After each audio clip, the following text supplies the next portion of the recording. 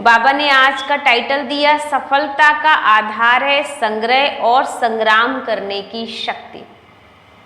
सफलता का आधार है संग्रह और संग्राम करने की शक्ति। आज बाबा ने इसी पॉइंट पर बहुत ही अच्छी क्लास कराई है, जब बाबा ने कहा कि जो बच्चे संग्रह करना जानते हैं कि कहाँ पर हमें अपनी शक्तियों को, अपने गुणों को, अच्छाइयों को संग्रह करना है और संग्राम हमें करना है अपनी कमी कमजोरियों का, बुराइयों का, कब हमें संग्राम करना है, बुराई को हमें हराना है और अच्छाई को हमें जिताना है। तो इसके लिए भी बाबा ने आज बहुत अच्छी युक्ति और विधि हमें बताई। बाबा ने कहा एक है ब्राह्मण रूप जिससे स्थापना का कार्य करते हो और दूसरा है शक्ति का रूप जिससे विनाश का कर्तव्य करते हो और जगत माता का ज्ञान गंगावन अपने को महादानी वरदानी रूप समझने से पालना करते हो। ये तीनों रूप सदैव अगर स्मृति में रखें तो बाबा के कर्तव्य में भी वही गुण दिखाई देंगे जो बाबा ने कहा। अब बाबा के कर्तव्य जो दिखते हैं ना, वो आप में भी वही कर्तव्य और वही गुण दिखाई देंगे। जैसे बाबा के अंदर वो शक्ति है महादानी वरदानी की, तो वैसे ही बच्चों के भी अंदर वरदानी महादानी के गुण जो होते हैं वो देवियों वाले संस्कार बच्चों में दिखाई देने लगेंगे। तो बाबा ने कहा अपने को सदा सफलता मूरत समझते हो, वह सहज ही सफलता प्राप्त होते हुए अनुभव करते हो। सदा और सहज ही सफलता मूरत बनने के लिए मुख्य दो शक्तियों की आवश्यकता है। तो बाबा ने कहा जिन दो शक्तियों के आधार से हम सदा और सहज ही सफलता मूरत बन सकते हैं, तो वह दो शक्तियां कौन सी हैं? निश्चय बुद्धि तो हो चुके ना सभी। अब सफलता के पुरुषार्थ में मुख्य कौन सी शक्तियां चाहिए? तो एक चाहिए संग्राम करने की शक्ति और दूसरा चाहिए बाबा ने कहा संग्रह करने की शक्ति। आप नोट कर सकते हैं कि हमें अगर जीवन में सफलता पाना है तो सफलता के लिए दो शक्तियों की जरूरत है। पहली है संग्राम करने की शक्ति और दूसरा है संग्रह करने की शक्ति। अब कहाँ संग्राम करना, कहाँ संग्रह करना, उसको हम गहराई से समझेंगे। बाबा ने कहा कि संग्रह में लोक संग्रह भी आ जाता है। सभी प्रकार के संग्रह तो एक संग्राम दूसरा संग्रह, ये दोनों शक्तियां हैं तो असफल हो ना सके। कोई भी कार्य में व अपने पुरुषार्थ में असफलता का कारण क्या होता है? वह संग्रह करना नहीं आता, वह संग्राम करना नहीं आता। तो अगर ये दोनों शक्तियां आ जाए ना तो सदा ही सहज ही सफलता मिल जाती है। इसके लिए मेहनत नहीं करनी पड़ेगी, हमें सदा ही और सहज ही सफलता मिल जाती है।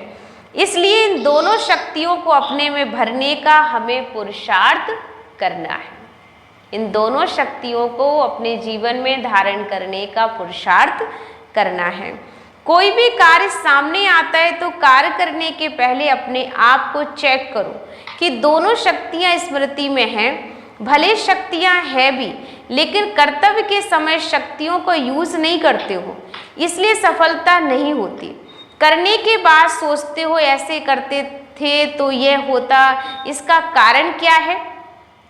बाबा ने पूछा कि पहले जब करने जाते हो तब नहीं सोचते हो, करने के बाद सोचते हो कि अगर हम ऐसा करते तो ये ऐसा हो जाता, ऐसा करते तो ये अच्छा होता। तो बाबा ने कहा इसका कारण क्या होता है? समय पर शक्ति यूज करनी नहीं आती है। शस्त्र कितने भी अच्छे हो, शक्तियां कितनी भी हो, लेकिन जिस समय जो शस्त्र जिस शक्ति को कार्य में लाना चाहिए वह कार्य में नहीं लाते, इसलिए सफलता बच्चों को मिलती नहीं है। बहुत ही अच्छा पॉइंट है कि बाबा ने कहा है सब कुछ आपके पास, लेकिन जब जिस चीज की जरूरत है वो उस समय काम नहीं करे तो फिर उस चीज का कोई महत्व नहीं रह जाता। तो बाबा ने कहा सफलता नहीं मिलेगी फिर आपको। इसलिए इस कारण कोई भी कार्य शुरू करने के पहले अपने को चेक करो। जैसे फोटो निकालते हो, फोटो निकलने से पहले ही तैयारी होती है तो फोटो निकला और सदा का यादगार बना, चाहे कैसा भी हो। इसी रीति यह भी बेहद की कैमरा है जिसमें एक एक सेकंड के फोटो निकलते रहते हैं। फोटो निकल जाने बाद अगर अपने आप को ठीक करें तो वह व्यर्थ है ना। बाबा ने कहा जैसे कि कोई भी फोटो खिंचवाते हो आप, तो फोटो खिंचवाने के समय सभी का अटेंशन रहता है कि हमको फोटो खिंचवानी, लेकिन फोटो खिंचवाने के बाद अगर आप सोचो अगर मैंने बाल बना लिए होते तो अच्छा, तो अपना बाल बनाने लग जाओ, आप अपनी हेयर स्टाइल चेंज करने लग जाओ, लेकिन फोटो अब निकल चुकी है, अब दोबारा चांस नहीं है फोटो का।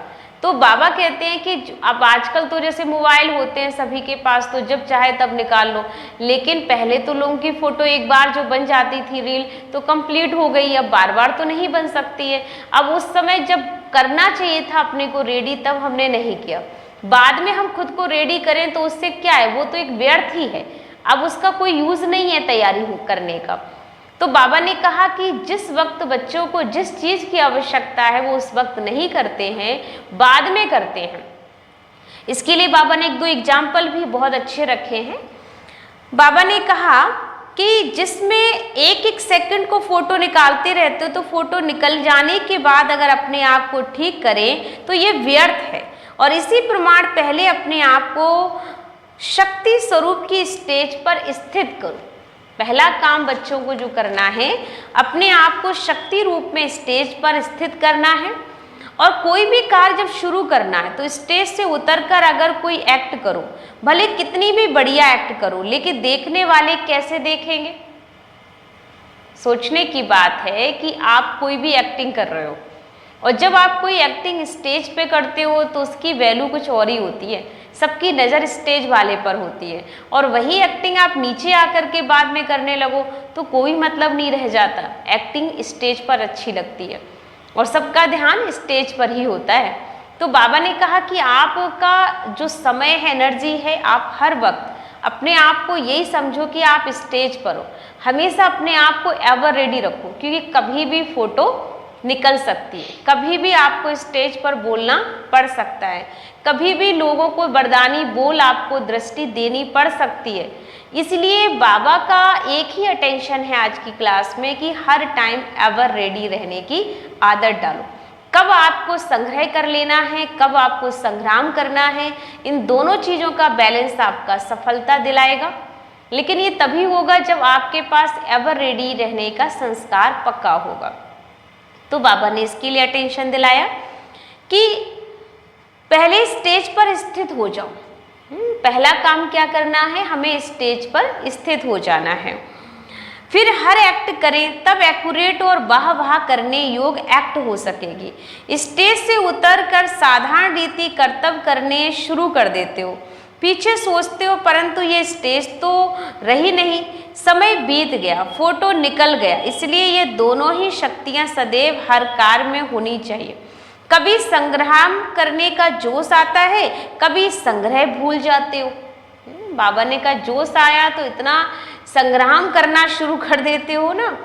तो बाबा ने कहा कभी तो संग्राम करने का जोश आ जाता है बच्चों में, कभी संग्रह भूल जाते हो कि क्या हमें इकट्ठा करके रखना है, और कब संग्रह करने का सोचते हो तो फिर संग्राम भूल जाते हो। दोनों ही साथ साथ हो तो सर्व शक्तियों के प्रयोग से रिजल्ट क्या होगी, सफलता। सफलता पाना है सर्व शक्तियों से तो उसकी रिजल्ट क्या होगी। बाबा ने कहा मास्टर सर्वशक्तिवान, ऐसे संकल्प बहुत ऊंचे होने चाहिए। प्लान्स बनाते रहो, मुख से वर्ण भी करते रहो, लेकिन करने समय कर ना पाओ तो मास्टर सर्वशक्तिवान हुआ क्या।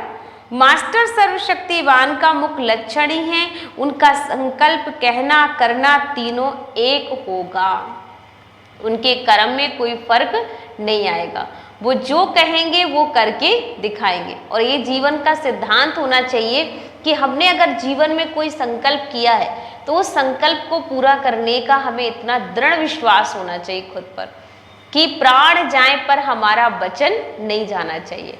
क्योंकि वचन दुनिया में हमारी एक बहुत बड़ी विशेषता होती है कि हमने अपने जीवन में कोई सिद्धांत बनाए हुए हैं कि अगर कोई बात हमने कह दी तो उसके लिए हमें कुछ भी त्याग करना पड़े, कुछ भी छोड़ना पड़े, पर हम उस बात को पूरा अवश्य करेंगे। तो बाबा ने आगे कहा कि मास्टर सर्वशक्तिवान ऐसे नहीं संकल्प बहुत ऊंच होते हैं, प्लान्स बनाते रहेंगे, मुख से वर्ण भी करते रहेंगे, लेकिन करने समय कर ना पाए तो मास्टर सर्वशक्तिवान हुआ क्या? मास्टर सर्वशक्तिवान का मुख्य लक्षण ही उनका संकल्प, कहना करना तीनों एक ही होगा। तो अभी समय प्रति समय ये शब्द निकलते, सोचा तो था लेकिन कर ना पाया। बाबा को क्या कहते बच्चे? बाबा सोचा तो था लेकिन कर ना पाया। प्लान और प्रैक्टिकल में अंतर दिखाई देता है, लेकिन मास्टर सर्वशक्तिवान बस सदा सफलता मूर्त जो होगा ना, उनका जो प्लान होगा वही उनका प्रैक्टिकल रूप होगा। ठीक है, मास्टर सर्वशक्तिवान की विशेषता है कि जो भी वो प्लान बनाएंगे उसे 100% पूरा करेंगे। सफलता मूर्त होना तो सभी चाहते हो, लेकिन जब चाहना व लक्ष्य श्रेष्ठ है तो लक्ष्य के साथ वाणी और कर्म में भी श्रेष्ठ बनो। लेकिन प्रैक्टिकल में आने में कोई भी कमजोरी होने कारण जो प्लान है वैसा बाबा ने का रूप नहीं दे सकते हो, क्योंकि संग्राम करने की व उन बातों में लोक संग्रह रखने की शक्ति कम हो जाती है। जैसे पहले युद्ध के मैदान में जब सामने दुश्मन आता था तो एक हाथ में तलवार होती थी, है ना। आप सबने देखा होगा, महाभारत युद्ध होता है तो उसमें ये दिखाते हैं कि एक हाथ में तलवार लिए हैं, दूसरे हाथ में ढाल होती है और दोनों हाथ से काम करते हैं। तो अपनी सेफ्टी भी कर रहे हैं एक साइड में और दूसरे साइड में वो तलवार लेकर सामने वाले पर वार करते हैं। मन एक तरफ हो गया संग्राम और एक तरफ हो गया संग्रह। उन्होंने अपनी सेफ्टी, अपनी शक्तियां को अपने अंदर जो है अपनी सुरक्षा बना रखी। तो ऐसे ही बाबा ने कहा कि संग्रह करना है अच्छाइयों का, अपनी सेफ्टी का, शक्तियों का, गुणों का, अच्छे कर्मों का। ये हमारी सेफ्टी अर्थात संग्रह है। और संग्राम है हमारे अंदर की, जो भी लोग हमारे जीवन में आ रहे हैं उन सब का हमें फेस करना पड़ता है। तो बाबा ने कहा कि उस बुराई का हमें जो है खत्म करने के लिए, संग्राम के लिए भी तैयार रहना है कि तलवार हर वक्त लगी हुई है कि अपने को भी बचाना और सामने वाले के ऊपर भी अटैक हम कर सके, वो हमारे ऊपर ना करें। तो बाबा ने कहा ये आप देखते हो साथ साथ में एक तलवार होगी, साथ में ढाल भी होती है। तो तलवार और ढाल दोनों अपना अपना कार्य कर रहे हैं। ये प्रैक्टिकल चाहिए, दोनों ही साथ साथ यूज करने का अभ्यास चाहिए। अब एक तरफ तलवार ही अगर हो, ढाल ना हो, तो भी बाबा ने कहा कि सेफ्टी नहीं होगी, क्योंकि एक तरफ चला रहे दूसरी तरफ से कोई ने आपको वार कर दिया तो आप कैसे बचेंगे। इसलिए अपनी सेफ्टी भी अपनानी होगी और आपको वार भी करना पड़ेगा सामने वाले के ऊपर। इस वक्त आप कलयुग में हैं, आपके जीवन में बहुत सारे ऐसे संग्राम होने वाले हैं, बहुत सारे ऐसे युद्ध होंगे, मनोयुद्ध चलते हैं, बहुत सारे लोगों की बातें आती हैं, लेकिन उन सब के बीच भी रहना पड़ेगा। हर टाइम हम युद्ध के मैदान में खड़े हुए हैं, स्टेज पे खड़े हुए हैं, हमारी हर टाइम फोटो निकल रही है, तो हमें ज़रूरत है कि हम उस समय संग्राम रूप धारण करके ही अपने आप को तैयार रखें। अपने को मास्टर समझते हो ना तो सभी बातों में मास्टर हो। जैसे बाबा का नाम त्रिमूर्ति शिव बताते हो, वैसे ही आप सभी भी मास्टर त्रिमूर्ति शिव होना। तो आपके भी 3 कर्तव्य हैं जिसके आधार पर सारा कर्तव्य व सर्विस करते हो। तो आपके 3 रूप कौन से हैं? एक है ब्राह्मण रूप, जिससे कि बाबा ने का स्थापना का कार्य करते हो। एक हो गया ब्राह्मण रूप, तो ब्राह्मण रूप से हम स्थापना का कार्य करते हैं। और दूसरा हमारा है शक्ति रूप, जिससे विनाश का कर्तव्य करते हो। और जगत माता व ज्ञान माँ गंगा का अपने को महादानी वरदानी रूप समझने से पालना करते हो। तो वरदानी रूप में जगत पिता का रूप आ ही जाता है। तो ये तीनों रूप सदैव स्मृति में रहें तो आपके कर्तव्य में भी वही गुण दिखाई देंगे। जैसे बाबा को अपने तीनों रूपों की स्मृति रहती है, ऐसे ही चलते फिरते अपने तीनों रूपों की स्मृति रहे कि हम मास्टर त्रिमूर्ति हैं। तीनों कर्तव्य इकट्ठे साथ साथ चाहिए। ऐसे नहीं स्थापना का कर्तव्य करने का समय अलग हो, विनाश का कर्तव्य करने का समय अलग होना होगा, नहीं, नई रचना रचते जाओ और पुराने विनाश करते जाओ। आश्रय संस्कार व जो भी कमजोरियां हैं ना, उनका विनाश भी साथ साथ होना चाहिए। अब टाइम कम है, जैसे आप देखते हैं ना कभी कभी जीवन में कुछ ऐसे काम होते हैं जिन्हें हमें साथ साथ करना पड़ता। हम सोचे कि हम कर लेंगे, हो जाएगा, लेकिन हम ये नहीं सोच सकते कि हो जाएगा। हमें जो भी करना है एक साथ कई बार बहुत सारे काम लेकर हम कर डालते हैं। वो कैसे कर पाते? अपने अंदर की शक्ति से तो कर पाते ना, कि एक साथ इतने सारे लोगों को हैंडल करना, इतना सारा घर का काम भी देख लेते, बाहर का भी देख लेते हैं, बहुत सारी चीज़ें चल रही होती हैं। तो बाबा ने कहा ये सारी चीज़ें करनी पड़ेंगी। अगर आपको कम टाइम में और बहुत कुछ करना है तो एक साथ बहुत सारी चीज़ों को लेकर के भी अपने को लाइट रखते हुए सबके साथ आपको मैनेज करना आना चाहिए। अगर आप सबके साथ नहीं मैनेज कर सकते तो बाबा ने कहा कैसे आप अपनी मंजिल पर पहुंच पाएंगे। तो उसके लिए हमें एवर रेडी रहने का पुरुषार्थ हर घड़ी करते रहना चाहिए। नए संस्कार ला रहे हो ना तो पुराने संस्कार खत्म कर रहे हो। कईयों में रचना रचने का गुण होता है, लेकिन शक्ति रूप विनाशकार रूप न होने कारण सफलता नहीं हो पाती। इसलिए दोनों साथ साथ चाहिए, और यह प्रैक्टिस तब हो सकेगी जब बाबा ने कहा 1 सेकंड में देही अभिमानी बनने का अभ्यास होगा। ऐसे अभ्यासी सब कार्य में सफल होते हैं। तो अपने को महादानी, वरदानी, जगत माता या जगत पिता या पतित पावनी के रूप में स्थित होकर किसी भी आत्मा को अगर आप दृष्टि देंगे तो दृष्टि से भी उनको वरदान की प्राप्ति करा सकते हो। बाबा ने कहा आपके पास जगत माता का रूप धारण करके अगर आप किसी को दृष्टि भी दे देंगे, और ये ज़रूरी है कि हम किसी एक की माता नहीं है। इस वक्त हमें स्वयं को जगत माता समझना होगा कि हम सबकी जगत माँ है। हमें सबकी पालना करनी है, सबकी केयर करनी है, सबका ध्यान रखना। सिर्फ अपने लिए या मेरे घर मेरा परिवार ही मेरा नहीं है, लेकिन पूरा विश्व ही मेरा है। हमें बचपन से ही जो बाबा के ज्ञान में हम जुड़े तब से हमें ये सिखाया गया कि हम विश्व कल्याणकारी आत्माएं हैं, और विश्व कल्याणकारी आत्माएं जो होती हैं वो एक या एक कुल का उद्धार नहीं कर सकती हैं। उनके ऊपर विश्व की जिम्मेवारी होती है, और वो हमेशा सबके कल्याण के लिए ही सोचती हैं। और अगर हम ये काम कर पा रहे हैं, सबके कल्याण हेतु सोच पाते हैं, तो इसका मतलब कि हम बाबा की श्रीमत को संपूर्ण फॉलो कर रहे हैं। तो बाबा ने कहा वृत्ति से भी प्राप्ति करा सकती हो, अर्थात पालना कर सकती हो, लेकिन इस रूप की सदा स्मृति रहे। ब्राह्मण कथा व ज्ञान सुनाकर स्थापना तो बहुत जल्दी कर लेते हो, लेकिन विनाश और पालना का जो कर्तव्य है उसमें और अटेंशन चाहिए। पालना करने के समय कल्याणकारी भावना वृत्ति रख करके कोई भी आत्मा की पालना करो, तो कैसी भी आप अपकारी आत्मा पर अपनी पालना से उनको उपकारी बना सकते हो। कैसी भी पतित आत्मा पतित पावन की वृत्ति से पावन हो सकती है। अगर उनका पतित पना देखेंगे तो नहीं हो सकेगा ना। जैसे माँ कब बच्चे की कमजोरियों व कमियों को नहीं देखती, उनको ठीक करने का ही रहता, तो यह भी पालना करने का कर्तव्य इस रूप में सदा स्थित रहने से यथार्थ चल सकता है। जैसे माँ में 2 विशेष शक्तियाँ होती हैं। आप बता सकते हो माँ में 2 शक्तियाँ कौन सी होती हैं? बोलेंगे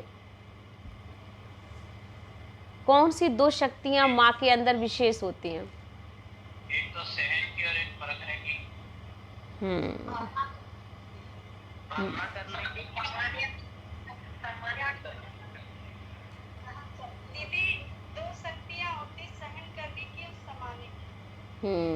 सही बात है।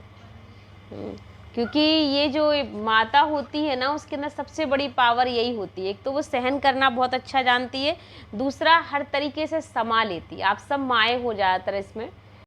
तो बाबा ने इसलिए अटेंशन दिलाया कि बहनों में सबसे बड़ी पावर होती एक तो सहन करने की, और दूसरी पावर होती समाने की। वैसे ही हर आत्मा की पालना करने के समय भी यह दोनों शक्तियाँ यूज़ करें। बाबा ने कहा आप सबको सिर्फ ये नहीं कि आप एक बच्चे की माँ हो, 2 बच्चे की माँ हो, आप पूरे जगत की माँ हो। तो जब आप अपने बच्चों की कमी कमजोरियाँ अपने घर के लोगों की समा सकती हो, तो क्या पूरी विश्व की कमी कमजोरियों को नहीं समा सकती हो? क्या आप दूसरों को इसी तरह से प्रेरणा नहीं दे सकती हो? तो ये चीज़ हमें अटेंशन में लानी होगी कि बाबा चाहता है कि सबके प्रति कल्याण की भावना हो, सबकी बातें समाना सीखो, सबकी बातें सहन करना सीखो, तभी तो आप सबकी माँ बन सकते हो ना, जगत जननी बन सकते हो। तो ये चीज़ पर बाबा ने आज अटेंशन दिलाया है। लेकिन अपने को जगत माता व जगत पिता के रूप में रह सकोगे, कर सकेंगे ना। अगर भाई बहन का रूप देखेंगे तो उसमें संकल्प आ सकता है, लेकिन माँ बाप के समान समझो। माँ बाप बच्चे का कितना सहन करते हैं, अंदर समाते हैं, तब उनकी पालना उसको योग बना सकते हैं। तो सदैव ये कर्तव्य करते समय अपने ये तीनों रूपों की स्मृति में रखनी चाहिए। जैसे स्मृति होगी वैसे स्वरूप, और जैसा स्वरूप होगा वैसी सफलता। तीनों रूपों की स्मृति से स्वतः ही समृद्धि आ जाती है। यह भी पोजीशन है। तो पोजीशन में ठहरने से शक्ति व समृद्धि आ जाती है। तो बाप का नाम याद आवे तो अपने को मास्टर ज़रूर समझो। नाम तो सभी को याद कराते हो, कितनी बार बाबा का नाम मन से व मुख से उच्चारण करते होंगे। तो बाबा के नाम जैसा भी मास्टर त्रिमूर्ति शिव हूँ, ये स्मृति में रहे तो सफलता होगी। तो सदा सफलता मूर्त बनो। अभी असफलता पाने का समय नहीं है। बाबा कहता है ये टाइम है सफलता पाने का। अगर 10 बार सफलता हुई ना, तो एक बार भी असफल हुए तो उसको भी असफलता ही कहेंगे। तो कर्तव्य और स्वरूप दोनों साथ साथ स्मृति में रहें तो फिर कमाल हो। नहीं तो क्या होता है, मेहनत जास्ती हो जाती है और प्राप्ति बहुत कम होती है। और प्राप्ति कम कारण ही कमजोरी आती है। तो उत्साह कम होता है, हिम्मत उल्लास कम हो जाता है। कारण अपना ही है, तो अपने पाँव पर स्वयं कटारी चलाते हो, इसलिए जबकि अपने आप जिम्मेवार हो। तो सदैव अटेंशन रहना चाहिए। तो आज से बीती को बीती करके स्मृति से अपने को समर्थी ला करके सदा सफलता मूर्त बनेंगे। फिर जो ये अंतर होता ना, आज उमंग उत्साह बहुत अच्छा है, कल फिर कम भी हो जाता है बच्चों का। देखो ये भी बाबा का आज बहुत अच्छा अटेंशन दिलाने का पॉइंट, कि कभी कभी बच्चों का बहुत अटेंशन आ जाता है और कभी कभी बिल्कुल भी सोचते हैं कि आज तो कुछ कर ही नहीं सकते। तो कभी बहुत अटेंशन और कभी बिल्कुल अटेंशन नहीं। तो ये नहीं होना चाहिए। हमारा अगर अटेंशन है तो सदा ही होना चाहिए। तो कभी कभी बाबा कहते बहुत अटेंशन देते हैं और कभी कभी बिल्कुल उदास हो जाएंगे, कभी कभी बिल्कुल ऐसे हो जाते हैं। तो बाबा ने कहा उदासी भी आती क्यों है, कभी उमंग उत्साह बहुत, कल फिर कम हो गया, ये अंतर भी खत्म हो जाए। सदा उमंग उल्लास, सदा अपने में प्राप्ति का अनुभव करो। माया को प्रकृति को दासी बनाना है। सतयुग में प्रकृति को दासी बनाते हो तो उदासी नहीं आते। उदासी का कारण है प्रकृति का माया का दास बनना। अगर उनके दास बने ही नहीं हो तो उदासी आ सकती है।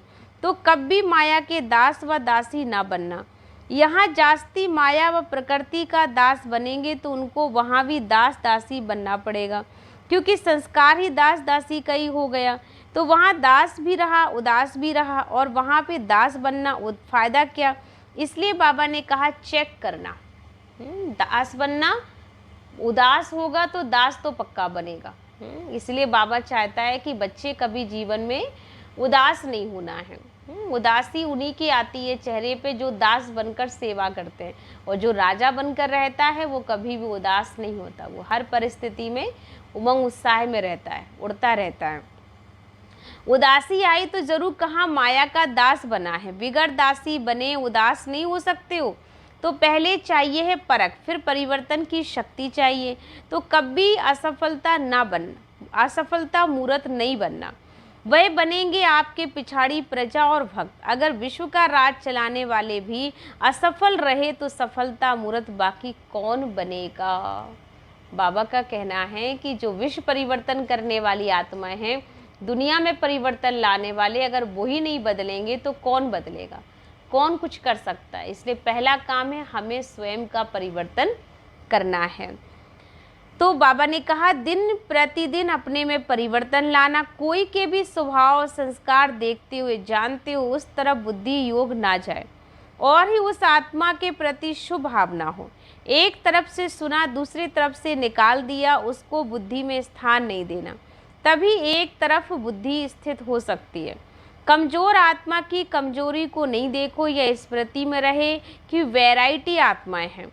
आत्मिक दृष्टि रहे, आत्मा के रूप में उनको स्मृति में लाने से पावर दे सकेंगे। आत्मा बोल रही है, आत्मा के ये संस्कार हैं, ये पाठ पक्का करना होगा। आत्मा शब्द स्मृति में आने से ही रूहानियत और शुभ भावना आ जाती है, पावन दृष्टि हो जाती है, चाहे भले कोई गाली भी दे रहा हो, लेकिन यह स्मृति में रहे कि यह आत्मा तमोगुणी पाठ बजा रही है। अपने आप का स्वयं टीचर बन ऐसी प्रैक्टिस करनी है। ये पाठ पक्का करने लिए दूसरों से मदद नहीं मिल सकती, तो अपने पुरुषार्थ की मदद है। इसलिए बाबा ने कहा हर वक्त आत्मा का ही पाठ पक्का करना है, क्योंकि आत्मा का पाठ ही आपके जीवन का सबसे बड़ा स्वरूप होगा बदलाव का। तो इस तरह से बाबा ने आज की क्लास में हमें सबसे ज़्यादा जो अटेंशन दिलाया है वो संग्रह और संग्राम दोनों का बैलेंस कैसे रखना है, कैसे अपने अंदर की हमें शक्तियों को जगाना है। बाबा ने एक फ़ोटो निकालने के ऊपर भी बहुत अच्छी क्लास कराई कि बच्चों को फ़ोटो भी निकलवानी है, फ़ोटो में देखना है कि किस तरह से मेरा चेहरा कैसा है, और साथ साथ फ़ोटो निकलवाते समय चेक करना है कि अभी ठीक नहीं है, अगर तो अभी ही ठीक कर लो, बाद में ठीक करने से तो टाइम ही वेस्ट होगा, क्योंकि वो जो फ़ोटो बन चुकी है वो तो एक बार बन गई। तो जो ड्रामा में हमारे सीन चल रहे हैं वो सब एक बार फिक्स हो गया, फिर दोबारा थोड़ी चेंज हो सकता है। तो इसीलिए हर सीन को हमें अटेंशन से करना चाहिए, क्योंकि आज जो सीन है वो बहुत ही विशेष है। फिर दोबारा ये सीन आएगा भी, लेकिन ये सीन आकर के फिर हम कुछ उसमें बदलाव नहीं कर पाएंगे। हर घड़ी बहुत अटेंशन देकर इस जीवन की यात्रा को जीना है। ओम शांति।